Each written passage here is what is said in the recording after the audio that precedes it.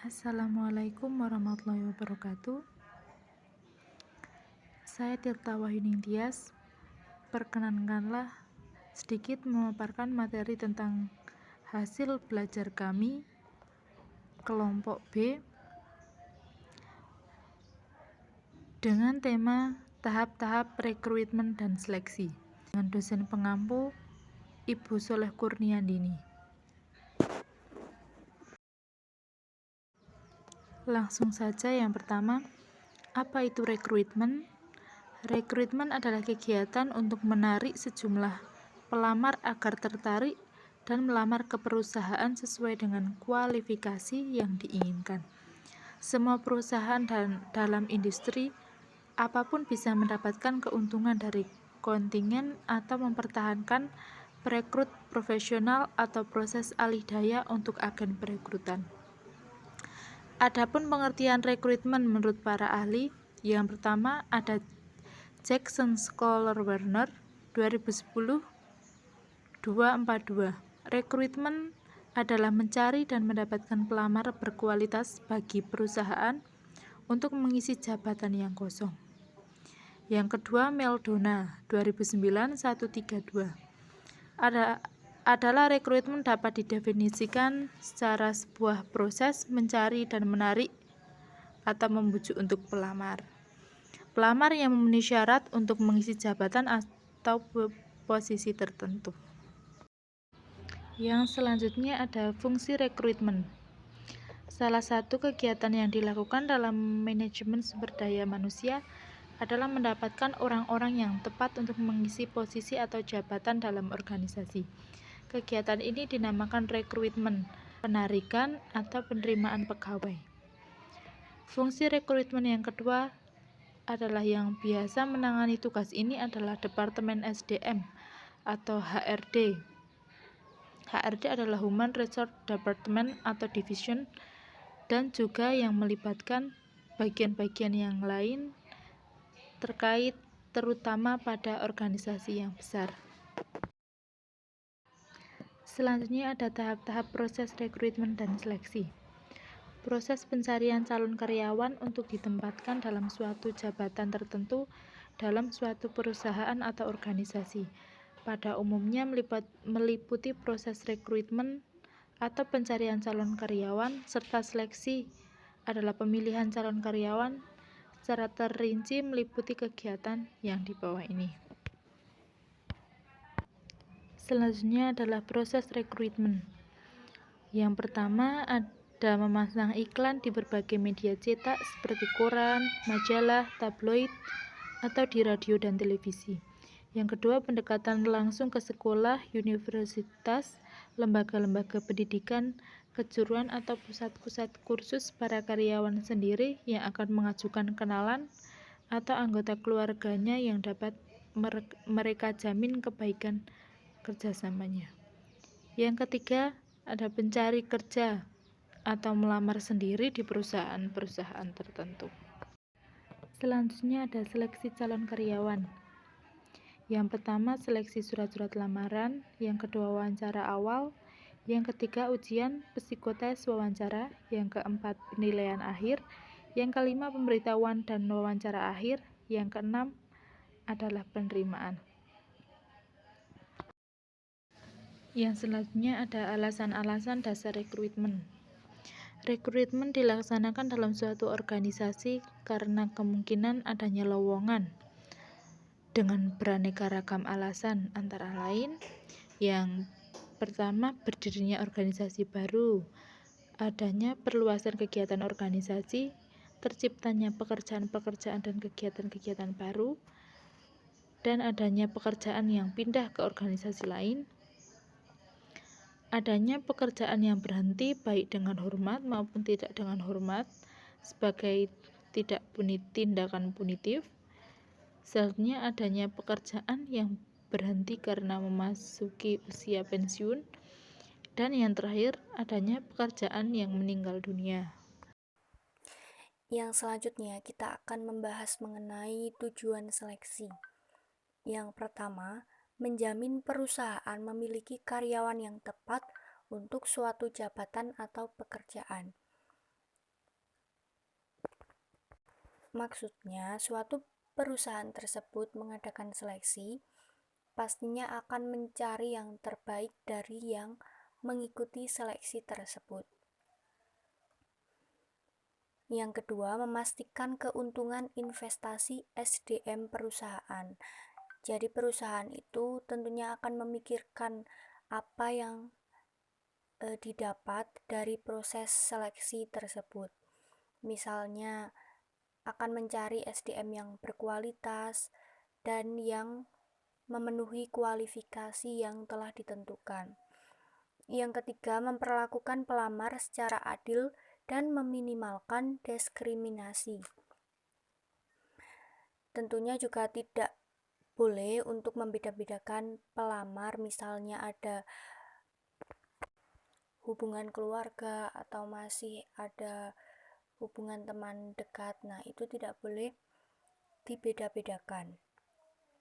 Yang keempat, mengevaluasi dalam mempekerjakan dan penempatan pelamar sesuai minat.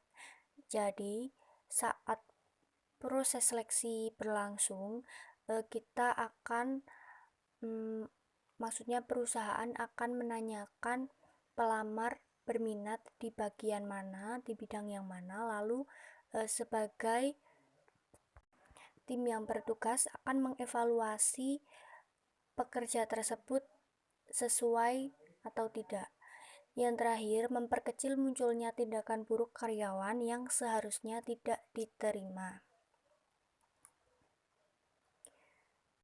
Apa sih pentingnya seleksi bagi karyawan? Nah, pentingnya seleksi bagi karyawan adalah untuk mengetahui posisi karyawan tersebut tepat berada di bagian mana. Nah, untuk proses seleksi ini membutuhkan beberapa langkah, diantaranya menentukan ciri-ciri fisik dan psikis yang dibutuhkan untuk mengisi jabatan tertentu. Setiap calon pegawai harus diteliti secara detail, kemudian jika ketersediaan calon karyawan terbilang cukup banyak, maka dari jumlah jabatan yang diisi juga lebih banyak. Proses seleksi terbaik akan memakai beberapa tahapan ataupun metode yang selama ini efektif untuk mendapatkan kandidat terbaik. Organisasi atau perusahaan biasanya memakai beberapa metode, mulai dari melihat ciri-ciri pekerjaan, presentase calon yang sudah terseleksi, data biografi, formulir lamaran, wawancara, tes kemampuan, hingga tes kepribadian, dan lain-lain. Semua tahapan tersebut diharapkan mampu memberi kualitas kandidat yang terbaik. Selanjutnya, kualifikasi seleksi. Apa saja sih kriteria karyawan yang akan lulus seleksi? Yang pertama adalah berdasarkan apa yang ada dalam form wawancara. Misalnya HRD-nya menanyakan ini sesuai tidak dengan apa yang karyawan tersebut jawab, dan yang lain-lain. Yang kedua, berpengalaman di atas 1 tahun. Misalnya, ada beberapa karyawan, lalu salah satu dari karyawan tersebut berpengalaman dalam bidang yang pernah ia jalani selama lebih dari 1 tahun. Nah, itu adalah menjadi poin plus daripada karyawan yang mendaftar dengan status fresh graduate. Yang ketiga, karyawan memiliki kemampuan penunjang seperti memiliki inisiatif, motivasi, kreatif, memiliki pengetahuan agama yang baik, dan berpenampilan baik. Nah, tentunya akan sangat berpengaruh dalam proses seleksi atau kualifikasi seleksi yang akan menjadi poin plus saat wawancara. Misalnya attitude-nya baik, penampilannya rapi, dan lain-lain. Langkah-langkah seleksi. Yang pertama, seleksi berkas lamaran. Nah, untuk seleksi berkas lamaran ini biasanya tergantung perusahaan yang akan menentukan. Misalnya, kita harus mengumpulkan fotokopi KTP, KK, SKCK, dan lain-lain. Nah, itu harus dilengkapi karena akan diseleksi secara detail. Yang kedua, setelah menyeleksi berkas lamaran, kemudian ada pemanggilan. Nah, untuk pemanggilan ini biasanya calon karyawan akan meninggalkan nomor WA atau nomor yang bisa dihubungi, kemudian akan dipanggil untuk tes berikutnya. Yang ketiga, tes tertulis. Tes tertulis biasanya sesuai dengan perusahaan yang akan dilamar oleh calon karyawan tersebut. Yang keempat, setelah tes tertulis akan ada tes wawancara. Nah, untuk wawancara ini biasanya dilakukan secara tatap muka dengan pengujinya itu HRD suatu perusahaan tersebut, dan biasanya untuk pertanyaan-pertanyaan tes wawancara ini terbilang bisa dilihat dari sikap kita saat memasuki ruangan hingga duduknya sampai saat menjawab pertanyaan HRD-nya pun itu akan terlihat karena kebanyakan lulusan psikologi jadinya sangat tahu betul gerak-gerik calon karyawan yang akan mendaftar. Yang kelima, tes keterampilan yang dilakukan selama 2 hari. Nah, untuk tes keterampilan ini itu kegunaannya adalah menguji skills yang kita miliki di suatu perusahaan yang akan kita lamar tersebut. Yang keenam, setelah ada rekomendasi untuk diterima, maka selanjutnya dilakukan tes kesehatan dan psikotes.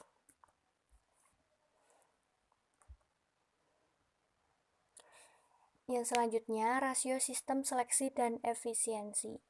Yang pertama, keakuratan, artinya kemampuan dari proses seleksi untuk secara tepat dapat memprediksi kinerja pelamar. Yang kedua, keadilan. Keadilan di sini maksudnya memberikan jaminan bahwa setiap pelamar yang memenuhi persyaratan diberikan kesempatan yang sama dalam sistem seleksi. Yang ketiga, keyakinan. Antara orang yang terlibat dalam proses seleksi yakin akan bermanfaat bagi kebutuhan organisasi atau perusahaan, karena proses seleksi akan mempengaruhi beberapa hal yang ada di dalam organisasi atau perusahaan.